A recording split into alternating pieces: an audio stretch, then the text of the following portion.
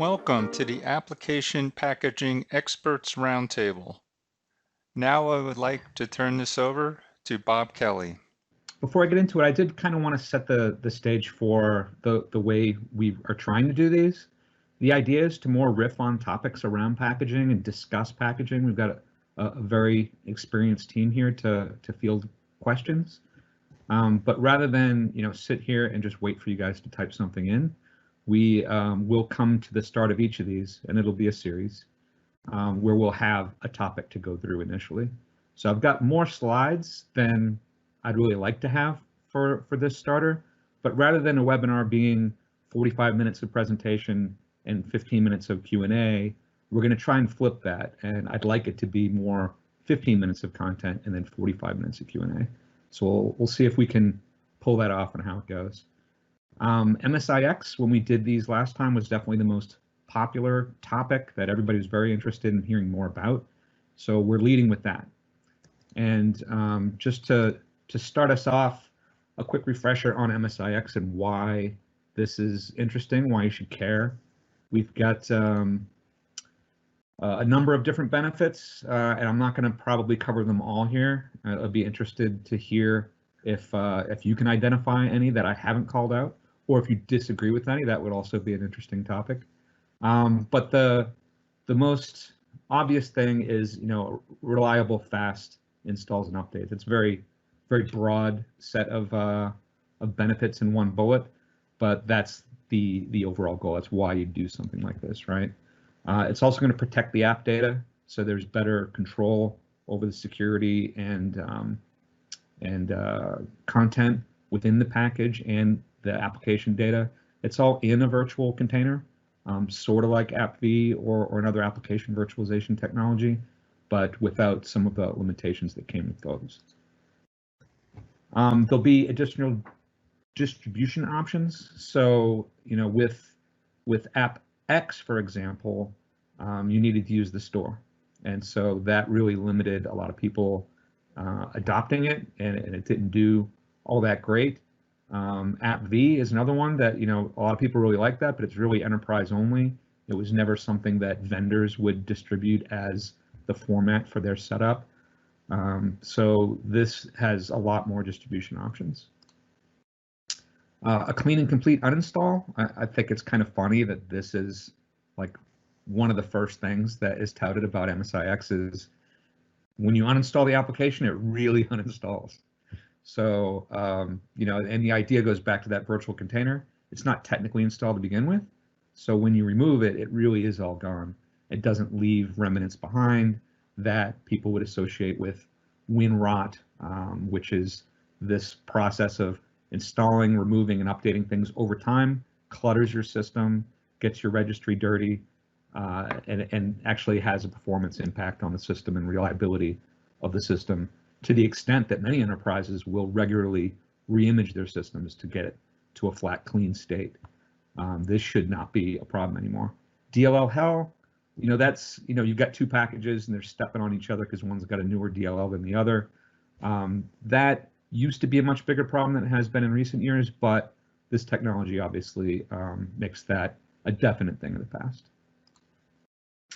Network bandwidth savings, so it is very smart about what it downloads. It only gets what it needs in small chunks. There are storage size savings, so it will use a single instance store concept on your system. So if that file exists elsewhere on the system, it will make a pointer to it versus bringing that file down. Another nice benefit from that is this side-by-side file thing, where instead of overwriting a file, I'm actually placing a new file, and it's going to be a pointer. This gives us a really good benefit that I haven't heard a lot of people talk about, and that is that you're not going to really have to reboot your system to install an application anymore, or restart an application because the browser or Office is running and it needs to update one of those related files. Therefore, the application has to shut down and restart. That won't be the problem anymore. It'll lay down all the files it can, point to the ones it can, and then when that application does shut down or the system does reboot and it becomes available again, the new one will take its place. So that's a pretty cool benefit from an IT pro deployment standpoint. We do have support for earlier than just Windows 10. Of course, everyone's pretty much focused on Windows 10 these days, but there, was a concern, especially for vendor adoption, that they didn't want to create an MSIX just for Windows 10 customers, and then there are other customers, another setup format. It's now possible to use an MSIX on earlier versions of Windows.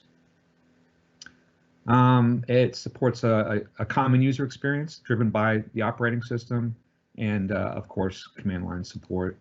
And then maybe one of the biggest ones, and one I think that we will try to do a bigger deep dive on in a future session, is App Attach. The concept is that in a Windows virtual desktop machine, you can essentially mount the application like you would a drive. So you just have the MSIX file outside your image. Those files appear, the application's magically there. There's no installation time. And if you want to update that application, you just replace it with a new one, and the new one's there. So that is very attractive. I've heard some people say that this might be the strongest use case for MSIX. So if you are a WVD shop and using it, you're probably already aware of this, but a cool one, and one that I think does warrant a deeper conversation. Kieran, do you want to take us through the setup here? I think people will be sick of hearing my voice by the end of the hour, so I'll hand it over to you, because you put this together, and I think it's a good view of what's in an MSIX package that a lot of people might not have seen. For sure, Bob. Thank you. So to get started with, MSIX packages, open format package, just like MSI. When I say open format, what I mean is, unlike an exe where you don't really know what is inside, in MSI or in MSIX, you could get inside the package and get to know what all the contents of the package. It's essentially a zip format. You could just rename the extension from .msi to .zip, and you could use any of your unzipping utilities. It could be like 7-zip or WinRAR or WinZip, any of those, and extract all the content. So when you extract the content, this is how a typical MSIX package would look like, right? The first one, what you see up there is assets, which generally has the set of images which you would use for your application as icons.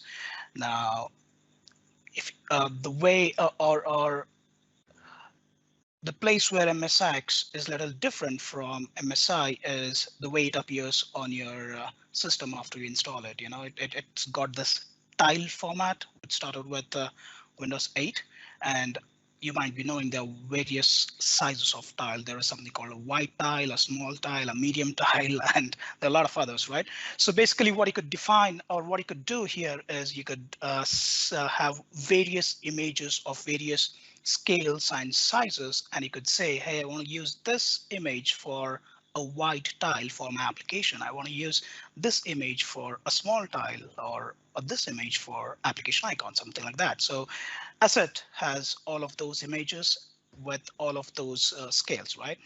Next one is VFS. So if you are already aware of AppV, and if you've ever got a chance to look into AppV package, you would have already seen this. That's short for virtual file system. That is essentially the place where all of the files of your application would be residing. You open VFS, you generally, you'd see all the files that the application would have otherwise installed on your computer. It is arranged in the exact same folder structure like it would get installed after it's of course installed on the machine. The next is. Yeah, I was afraid this would happen. The various. You froze for a second, but you're good. Oh, I'm sorry, guys. I've got a little bad connection here, so there is a good chance I might get freeze. I'm really sorry about that. That's okay. I'll take over if it acts up too much, but that was the first time. Sure. Thanks, Bob. The content type file basically contains or lists the content that will be inside the MSIX package. A good example would be, hey, what are those various files, and What are those? Mm, Next one is Yeah, how about Apex. I'll take us through the rest of it, Kieran. I'm afraid it's acting up a little bit. Okay, so Sorry. the next one is the list of package files. So it's got all the files and hashes, so it knows, you know, if that file's been tampered with or modified for the integrity of the package. Then we've got the Apex manifest file. This dictates all the actions and the runtime functionality of the package. So what file types are associated and all the contents of the package. And we'll actually take a closer look at some of the sections of the Apex manifest. This is the more interesting of the files. This is kind of akin to the database file that would be an MSI package if you're an MSI guy. So it's got, you know, everything that you care about the makeup of the package, and these other things are external resources. Then there's the Apex signature file. This is the, you know, for your signed certificate information. And then there's a couple of registry files. So the registry.dat represents HKey local machine. So all of the changes that are part of the package for that. Then there's a couple others, but first this resources.pri, which maps files to the appropriate objects, the image files that Kieran was talking about, all those assets. You know, there's relationships between what images, you know, tie to what. That's kind of the mapping file. And then these last two, like I said, are also registry files. One being HKey current user software, that Hive, and then another being HKey current user software classes, that Hive. If you didn't have any classes entries in your package, for example, that file just wouldn't exist in the package. And at runtime, these registry files are all merged together for performance reasons. But this is how it's broken out in the package. So if you do like Kieran said and you unzip the package or look at it with an archive utility, you know, this is what you'll see. And, you know, there's a high level description of what you're looking at. The manifest file, like we said, is really the most interesting piece. It's got all the details about the package. The identity string is interesting. This is akin to the product code. You know, this is what uniquely identifies the package. So it's good because it's not a GUID. You know, that's good for any scripts that you want to run or things that you want to do, not have to interpret GUIDs and worry about that. You know, when the system looks to see is the application already installed or not, if you're installing over another copy or what have you, this is the information that it's looking to compare. Does this package exist or not?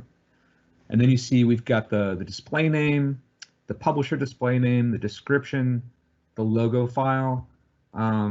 Kieran did a good job of pulling some screenshots together. So the words used help us look at, you know, where does this actually show up in the package? So the publisher WinRAR publisher display name, you can see those are the values that we have here for the display name and the publisher display name.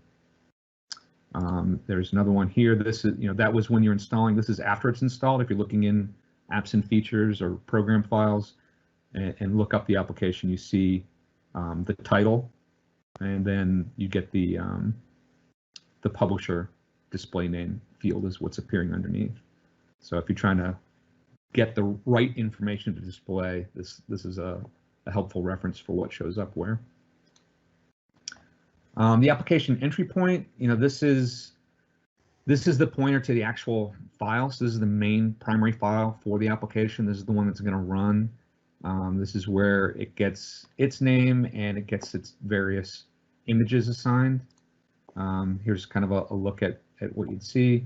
Obviously, the different sizes, you know, if you hit the start menu, you get the small list of applications. That's the small icon. And then in the tiles on the side, you've got various sizes, and the operating system will determine what goes where, and it will, you know, it might have to resize one of your images to fit, which isn't as good as you providing one made for purpose. So from a packaging standpoint, you probably won't have to mess with this too much. This is really more of a vendor tool concern, I believe. But if you do want to mess with it, or you're controlling the start menu experience for your users, then that will be good information to have. In the manifest itself, it declares all of the extensions. So, all your file type associations. We're looking at 7-zip throughout this whole example here, just for consistency's sake. And it's a good one because it has a lot of file extensions. We're obviously not listing them all, but you can see kind of the various extensions supported and what they look like and how they open. This probably looks pretty familiar to most people on the call. And then, this obviously is akin to the extension table in an MSI package. And there's a lot of things that relate. You can say, okay, in MSI it was like this, now in MSIX it's like this. But there's also a lot of concepts that are just completely different that you got to wrap your head around. So where there's similarities, we're trying to point them out just to make it a little easier to consume. We have been working on, and actually are pretty much wrapping up at this point, the first release of our dedicated MSIX editor. So luckily you won't have to be playing in those manifest XML files very much. We'll obviously have that as a view so that you can play with it, eventually actually be able to edit that and have it reflect in the GUI area of the editor. But our initial editor will be out in next month's Admin Studio release. In early November, we're planning an R2 release of Admin Studio 2020, and it will include this dedicated MSIX editor. I got a couple more shots of what it looks like, again, focused on that one. Just sorry to interrupt here. We have a question, which actually it seems like it's a series of questions. So I'll ask the first one.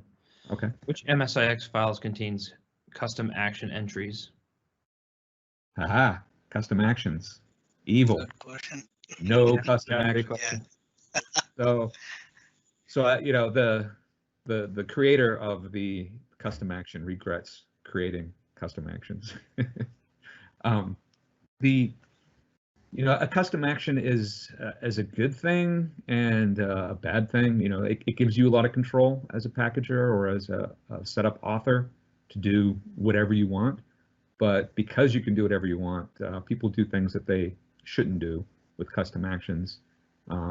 In some cases, you'll see an MSI package that's actually just has a custom action that runs a silent install of a legacy setup. That's not an MSI package. It doesn't give you any of the other benefits that you would hope to get from an MSI, like rollback and all the other benefits I won't go into because you guys know them. But there are no custom actions. There is a fix-up or a PFX available for MSI packages that can do pre and post script execution. So you can have a PowerShell script run before or after the application launches, or before or after an application installs. So that is kind of a workaround if you needed to do something unorthodox, but the idea there is that that's for enterprises, not for ISVs or setup. Software vendors writing setups for their customers aren't to use that. Well, the second part of the question, which I think we had gotten last time we'd done the roundtable session, was, can we handle driver packages in MSIX? No. So that's still the one thing that you can't do, and the people at Microsoft that I've discussed it with are pretty adamant that they're going to stick to that. I mean, it is a technological issue, but also a policy type issue. Like, the application and the driver should be separated. There is driver management, and you can handle your drivers with the operating system separately from the applications that require them. So if we can instill that in all new hardware driver manufacturers to separate the application and the driver, then that'd be better for all of us. So I think that's the message that they're trying to convey in terms of driver support. There is system level support. So Karen, you look like you had something to add. Nope. No. That's it. I think Okay. you covered Yeah. it. So you can do there's system services can be installed, but not drivers. So then the last part of the question is, can self-user update packages created in MSIX or using MSIX? One more time.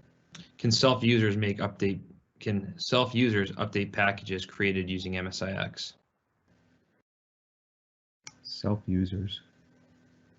So you can create an update to an MSIX by replacing it with a newer version. You can also create what's called a modification package, which is a MSIX package that installs kind of on top of or alongside that parent MSIX package, and those can be installed and updated independently of the application under them. So it's a benefit over the transform concept that we had with Windows Installer, because you don't have to redo it every time there's a new package.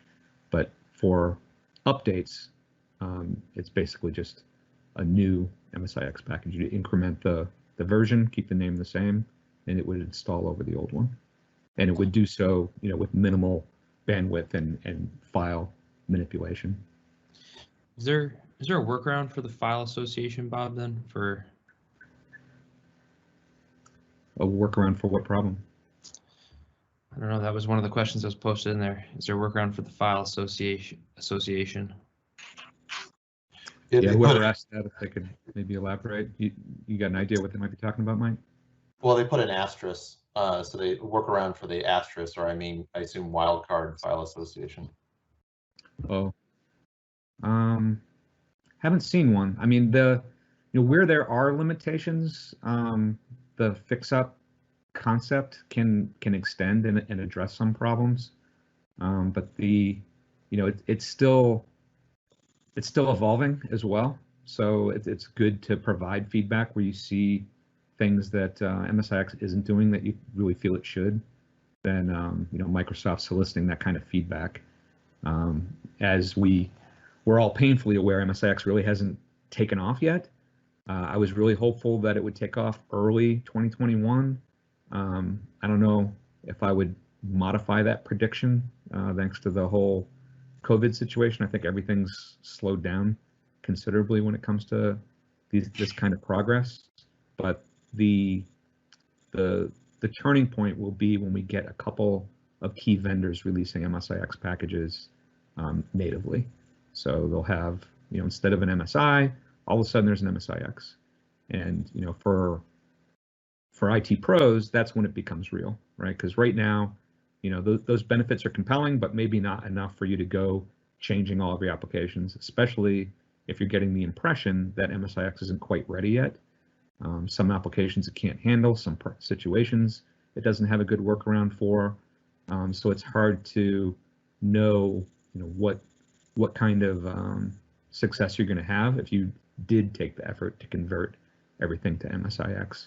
And one of the things we did in Admin Studio to try to help with that is provide a suitability report, so we can look at the installer and identify certain attributes of that installer that we can see make it a bad candidate for MSIX, or one that we could warn you about that may be trouble, so that you can kind of get a peek at your likely rate of success without going through the work of doing all the conversions. But when it does come to conversion, we can obviously automate that to a large extent. So kick it off, get all your packages, and take them through testing. I don't know of a lot of companies that are doing that. There are definitely a few, some partners, some package warehouses that are really getting into MSIX and having some success with it. And then at the same time, there are far more that are still kicking the tires and playing with it and trying to get ready for this impending turn where all of a sudden everybody cares about MSIX. And I do think once we get a couple from major vendors, like if Adobe or Google hit us with an MSIX, we would probably prefer it once we get our head around it and start using it, and that will kind of be the encouragement for others to jump on board and get it moving. I've just got a couple of more slides, and then we can go to questions. I wanted to show, this is the editor that's coming. We've got the main package information. If we go into this is the virtual file system that we mentioned. You can see that folder, and then like Kieran said, the same file structure underneath it. That can all be manipulated, and then here's the registry and the different hives, and of course the file associations that we talked about as well. There are areas that we have marked as read-only. That is just to communicate that we haven't gotten to making them editable yet. We kind of focused on the things that we think people care about most. And like any software product, we're not going to wait until it's 100% doing everything we want it to do before we release it.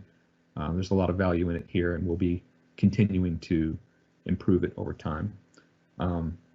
It's a couple other things that it's going to help you do that I think are pretty compelling is to sign. So you can very easily sign your package. You can very easily test installing the package.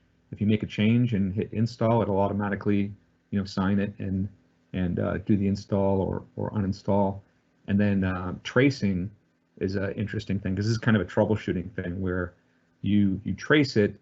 You basically launch it with a monitor, kind of like FileMon or Regmon type situation, where while it's running, if it encounters any problems, it all gets logged, and you can use those logs to identify what fix-ups you need.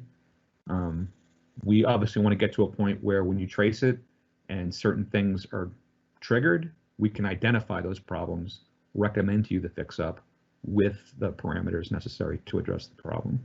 So that's where we're headed. But even now, it's pretty valuable to, mess with your package, make changes, then hit trace. We'll automatically,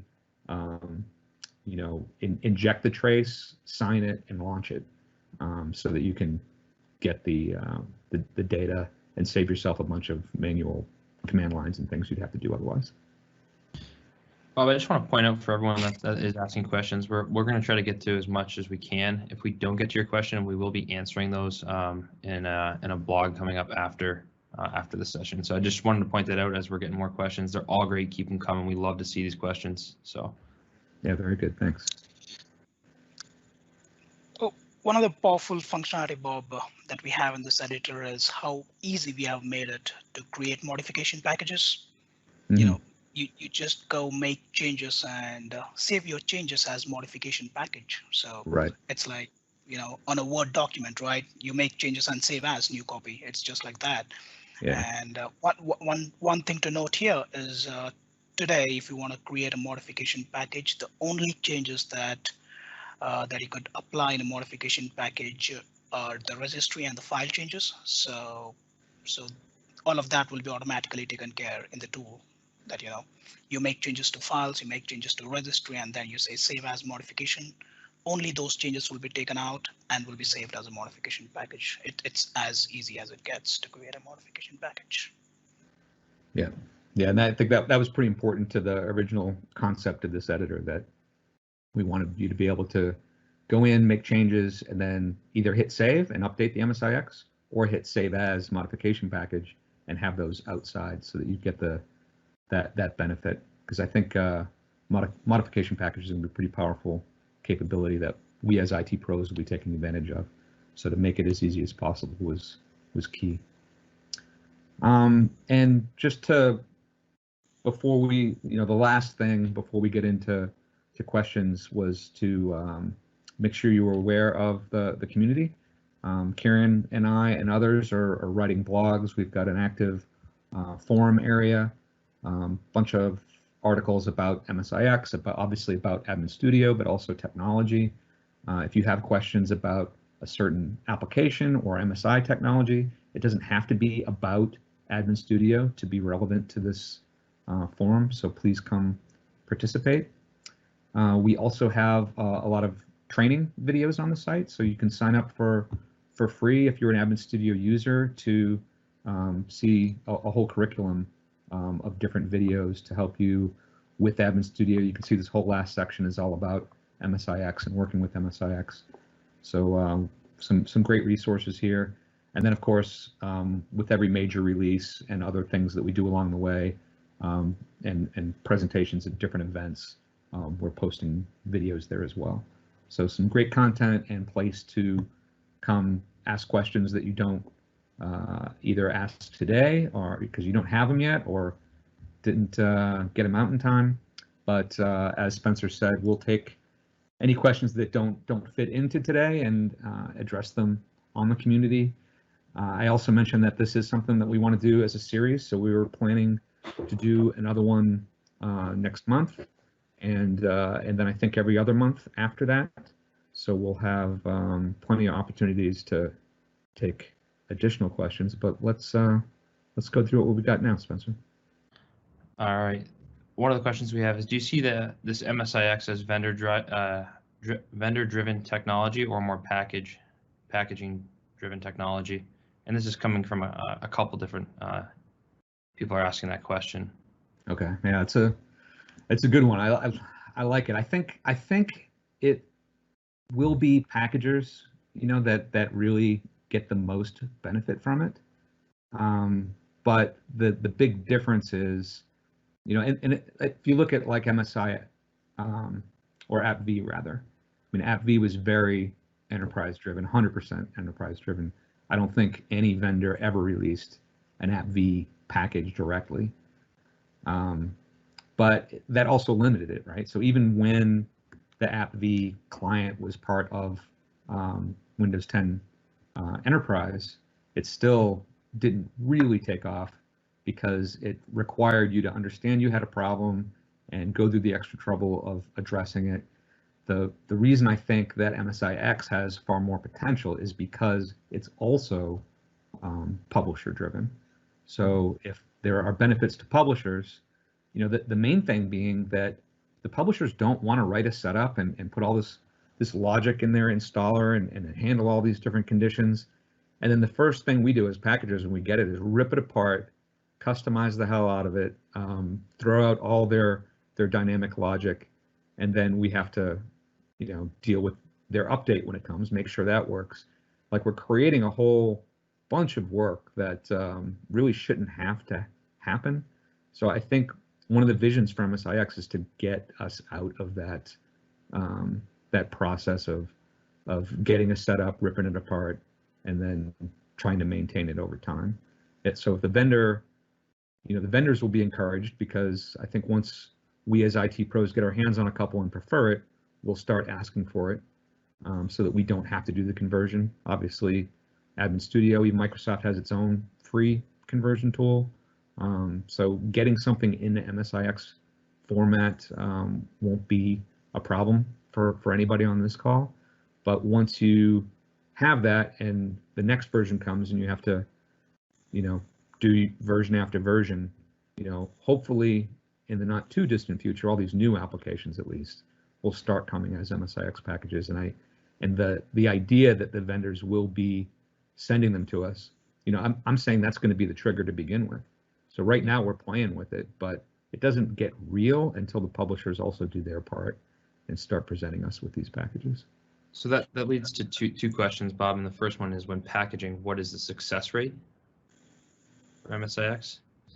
And then I'm gonna lead you into another question that you touched on just a second ago. Okay.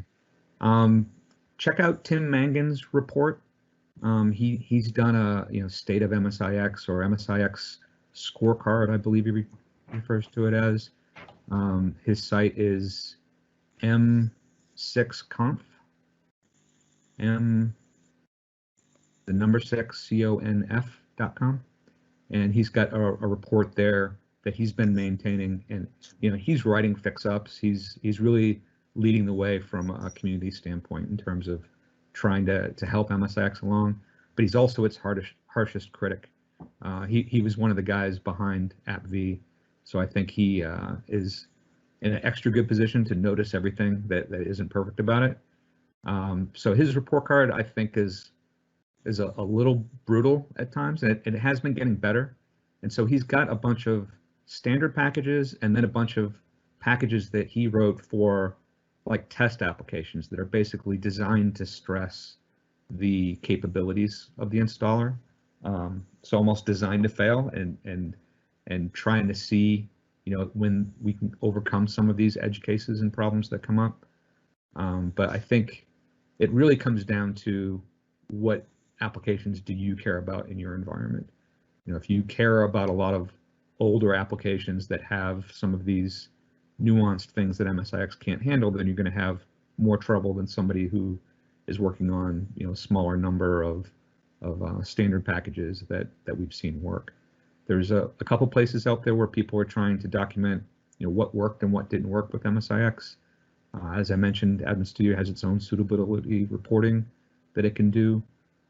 So I really do think you have to try it and see, but there will be some that don't work, especially if you have a lot of older applications that might have odd requirements. But there's, you know, it's far enough along that it should get the majority, and therefore is worth your time to see just how good can it do in your environment. On the vendor-driven technology for MSIX, right?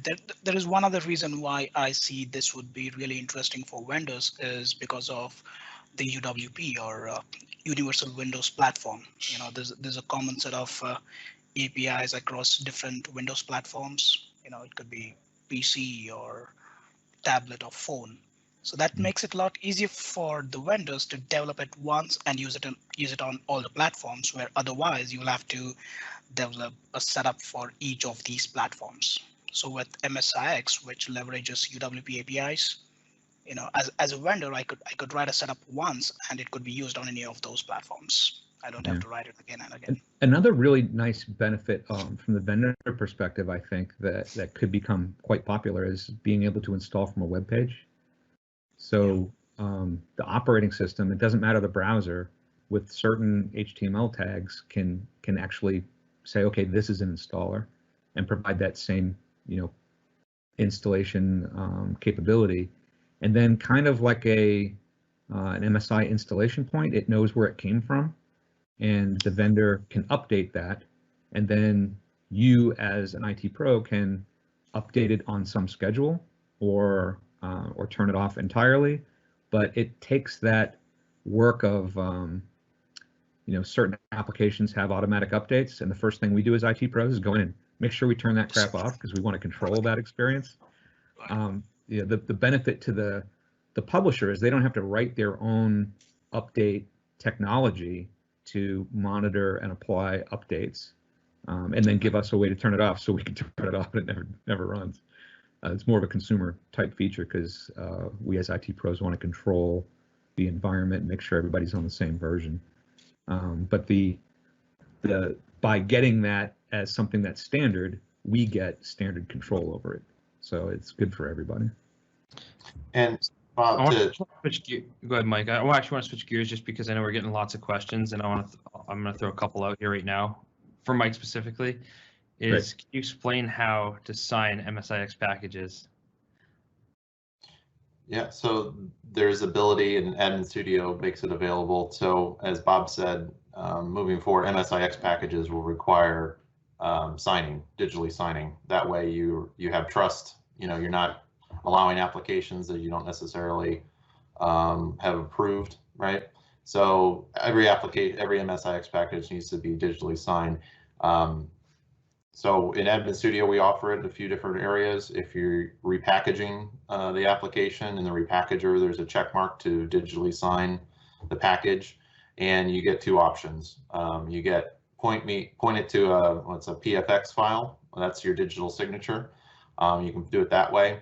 If the signature is installed locally on your machine, then you can choose it from the existing store, trusted store on your machine. But you can do it in repackaging. You can import MSIX packages into the application catalog, and Admin Studio provides a way you can digitally sign it there. I think if you use the Install Shield editor that's part of Admin Studio and build MSIX packages, it also provides that. So there's different areas, but at some point during the either during build or after the build, you have to digitally sign it. Otherwise, if you launch the MSIX package, Windows will say, this isn't digitally signed, please provide a digital signature for it. So you have to have it digitally signed. It can be a self-signed certificate. I've done that. There's a good blog. I'll find the link for it and put it in the blog. But I think it was Microsoft, where this is how you created a self-signed certificate, and then this is how you add it to your local store so your machine trusts it, and then you can digitally sign your MSIX packages with that certificate, and then it's trusted.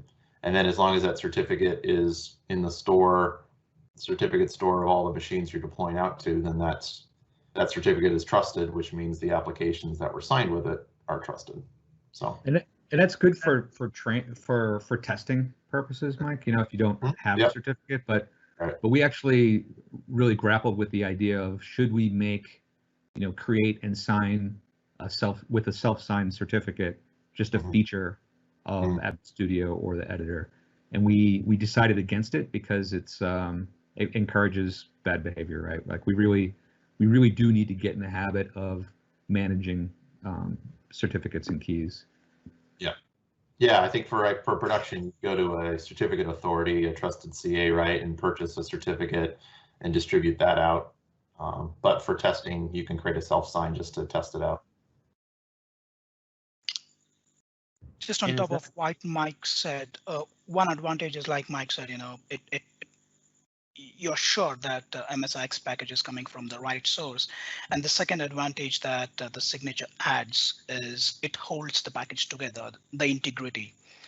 Let's say, during the transit, or let's say you're downloading or something, if something is broken, let's say a file is a file inside MSIX package is tampered, the signature would break.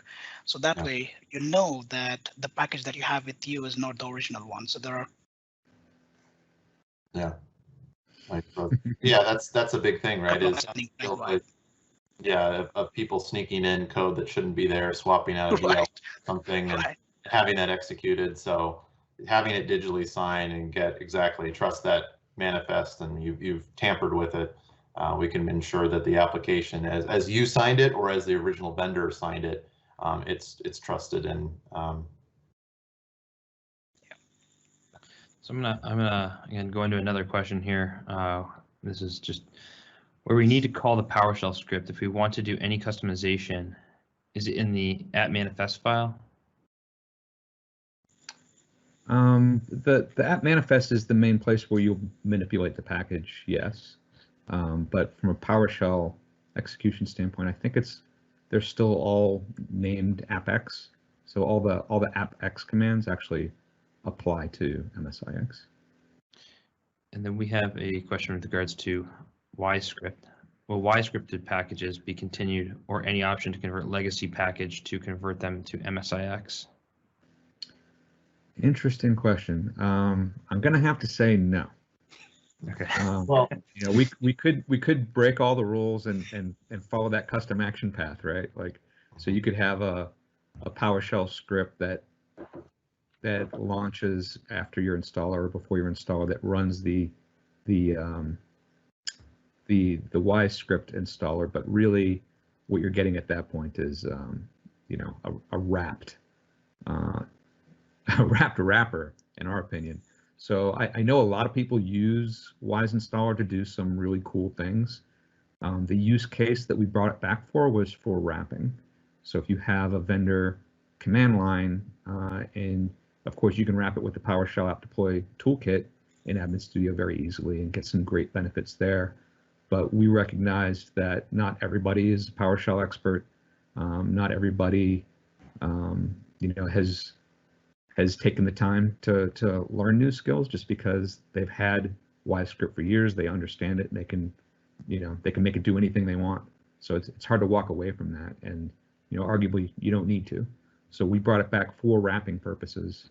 To actually use YScript to do an installation, that means having it lay down specific files and so forth, not just running a wrapped installer like we brought it back for. And I don't believe there's any conversion, even to MSI, that I'm aware of. Correct me if I'm wrong, Mike. It would be it would use our repackager, right? So whether it's whether it's wrapped in Wise, it's using another installation format. To Bob's point, there isn't a direct conversion because there's all this different logic, and you try to figure out every use case. So our approach would be run it on a clean machine, let our repackager capture those details, and then from there you could create an MSI, but you could also create an MSIX package, and then move from that perspective. Yeah. Yeah, and that would be appropriate for any format like WiseScript or fill in the blank format. If you want to capture the end result of something, then that's a repackaging operation, and you do lose any specific logic that you have built in that doesn't convert. But hopefully that's not necessary or something that you can work around understanding what you have.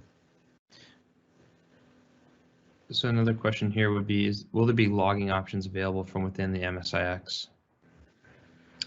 Yeah, Kieran, you want to speak to that? Yeah, so logging option as to the installation logs, or because that question is, I just was looking at that question, so I had this question on top of that. So if that is installation logs, then today there is no way you can have the installation logs for MSIX installation, but with our MSIX editor, we do have logs for building the MSIX and all of that, so you get to know what exactly is happening behind the scene. And when you're running it from a trace, that's another log output. But yeah, it's not, and obviously there'll be application log entries at the operating system level, that the application was successfully installed, or if there was an error, what the error was. But there's arguably not the need for the level of logging that we have with Windows Installer, because it's not a transactional set of custom and standard actions that are all running in sequence and have their own issues along the way. Now we've got very straightforward, lay down the virtual file system and make the pointers available, and it's just there. So that's why, like from an app attach standpoint, you can actually just mount the application to a Windows virtual machine and have the application appear as installed in a single operation. So the log at that point is either it worked or it didn't work, and you can get that with a return code. So, well, there's another question that we seem to be getting quite a few of is, what is the difference between what Microsoft has available today and what Flexera offers in Admin Studio with regards to the editor? Yep. So Microsoft, they admit that they aim to get a C grade, when they build an application, and they leave it to their third-party ecosystem to take it the rest of the way and do a professional job. So, launching the trace fix editor, making recommendations, being able to save as a modification package, being able to edit and see the entire manifest are all things that the Windows or not the MSIX repackager that Microsoft has is very, very basic, right? It's just the repackager piece and not really the editor piece. So the repackaging piece is pretty straightforward, right? We've got a lot of tools out there that we can use to repackage that are very straightforward. It's almost a commoditized capability, right? You do the snapshot, you get the delta. There's a lot of little things that we can do to make it smoother and better that we're going to continually try to innovate toward. But yeah, it's way better, and they're both, our trial is free and Microsoft's tool is free. So, I encourage you to try them both out. I know we're just about up on time, so if there's time for another question, let's squeeze it in. But I do want to point out that we've set a date for our next session. And topic-wise, we're going to do MSIX this time because I knew there was a lot of people interested in it. I would be surprised if most of the second session wasn't also questions about MSIX, and that's okay. But the question or the topic rather that we're going to bring to the roundtable is package automation. So we'll talk briefly about package automation, at a general level as well as at Admin Studio specific level, and then take questions, and then those questions can take us in any direction. We'll just riff as we did. So that'll be November 10th, same time. Hey, Bob. Yeah. Certainly back to the question on differences between the free editor and Admin Studio. I'd say it's similar to back in the day when a lot of people were looking at AppV, right? They asked the similar questions. Well, Microsoft's got the sequencer. What about why wouldn't I just use that over Admin Studio? So some of the things you mentioned, right? Like the upcoming MSIX editor to make it easier to make custom modifications after the fact. The sequencer never really allowed for that. It was difficult to edit after it, and you had to kind of redo the whole thing. I would say the upfront is the testing. So we do have some testing capabilities to tell you which applications are actually suitable. So instead of trying to throw every application at MSIX and see if it sticks, see if it works, we could tell you upfront which ones do and which ones don't and why for those that don't. And so okay, these I can move, right? Let's say 50-60% of them can move, and the other ones not today, but maybe in the future, right, as MSIX develops. So we can give you that upfront knowledge. We can repackage and convert into MSIX. We can leverage virtual machine infrastructure to automate that. We have direct conversion for MSIs, so especially those if you've used Admin Studio and repackage into MSIs and you want to do a direct conversion, those will work. So it's faster. Right, we kind of try to figure what's the fastest way, but also the best, that gets you a solid package working, and then the post conversion customization, and then the handoff to your distribution system. Right, I don't think the Microsoft tool does any handoff to Intune or to Config Manager like we do. So those are all benefits, right? You can do the basics, and we did some roadshows with Microsoft back in the day where they liked us promoting because they want to promote, in this case, MSIX. So they're like, to Bob's point, we'll give you the basic program. It's free. It does it, but it's very one-off, and it'll take you a long time if you want to convert a lot of applications, where you turn to a vendor like Flexera and our Admin Studio product to do it in bulk. Yeah, we can do it in bulk. We can automate. If you take the new package feed module into account, we can actually, recognize there's a new version of an application, automatically download it, automatically convert it to MSIX, and publish it to Intune or SCCM. So, hands off for a bunch of applications is very welcome. But I always caveat that's the ideal situation, and the ideal is not possible for many of the applications our customers work with. So it's still a very good skill to have to be a repackager, because it'll be impossible to automate everything. It's the type of job that's always going to be necessary, and we've got the tools to help you do whatever needs to be done, and if that means automating 10-15% of it so that you can focus on the more challenging packages, then I think that's really cool and something we're going to continue to iterate upon. So I think that's a wrap, everyone. I think we are now at time, and so I just really appreciate everyone for joining in today. Please stay tuned to our community for recordings of this, as well as a survey that we will be sending out for your ideas and your feedback. So thank you, everyone. Enjoy the rest of your Tuesday.